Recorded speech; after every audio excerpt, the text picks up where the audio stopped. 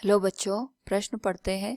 किसी विद्युत परिपथ में दो प्रतिरोधक जिनके प्रतिरोध क्रमशः 2 ओम और 4 ओम है 6 वोल्ट बैटरी से श्रेणी क्रम में संयोजित है। 4 ओम प्रतिरोधक द्वारा 5 सेकंड में कितनी ऊष्मा क्षय होगी। यहाँ पे हमारे पास 4 विकल्प दिए गए हैं।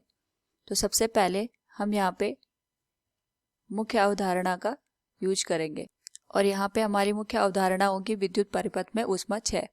तो सबसे पहले अगर हम देखें यहाँ पे हमारे पास दो प्रतिरोधक दे रखे हैं जो कि श्रेणी क्रम में जुड़े हैं। एक हमने बना दिया यहाँ पे 2 ओम का प्रतिरोध, दूसरा आएगा हमारे यहाँ पे 4 ओम का प्रतिरोध और ये हमारे पास एक बैटरी के साथ कनेक्ट है और बैटरी के साथ ये यहाँ पे श्रेणी क्रम में जुड़े हुए हैं। इसका जो मान है ये 6 वोल्ट के बराबर दे रखा है।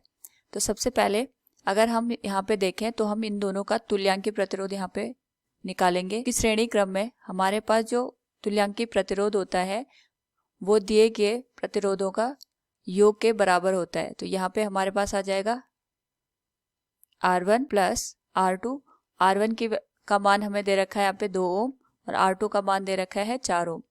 तो हमारे पास जो कुल तुल्यांकी प्रतिरोध होगा ये 6 ओम के बराबर हो जाएगा। अब हम यहाँ पे जो इस परिपथ में प्रवाहित धारा होगी उसका मान निकालेंगे।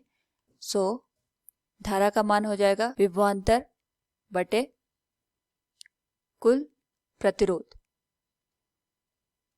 तो हमारे पास यहाँ पे जो विभवांतर है ये 6 वोल्ट के बराबर दे रखा है और जो कुल प्रतिरोध होगा ये 6 ओम के बराबर होगा। तो हमारे पास जो विद्युत धारा का मान होगा ये 1 एम्पियर के बराबर आ जाएगा। क्योंकि ये श्रेणी क्रम में हमारे पास दे रखा है तो 2 ओम और 4 ओम दोनों में यहाँ पे 1 एम्पियर की ही धारा प्रवाहित होगी। नाउ हम यहाँ पे ऊष्मा क्षय का मान निकालेंगे 4 ओम प्रतिरोध में। तो ऊष्मा क्षय किसी भी परिपथ में धारा का वर्ग गुणा प्रतिरोध गुणा समय के बराबर होती है। तो यहाँ पे हमारे पास जो कुल धारा है वो 1 एम्पियर के बराबर होगी क्योंकि यहाँ पे जो परिपथ है हमारे पास वो श्रेणी क्रम में जुड़ा है और श्रेणी क्रम में हमारे पास धारा का मान सेम होता है। जो R का मान है ये 4 ओम के बराबर होगा और समय हमें यहाँ पे 5 सेकंड दे रखा है। तो ऊष्मा क्षय का मान होगा 1 का वर्ग गुणा 4 गुणा 5। अगर हम इन सबको गुणा करके लिखें इसका मान हो जाएगा हमारे पास यहाँ पे 20 जूल के बराबर। अगर हम प्रश्न को देखें तो इसके अनुसार 4 ओम प्रतिरोधक द्वारा 5 सेकंड में कितनी ऊष्मा क्षय होगी। तो आंसर हो जाएगा हमारे पास 20 जूल।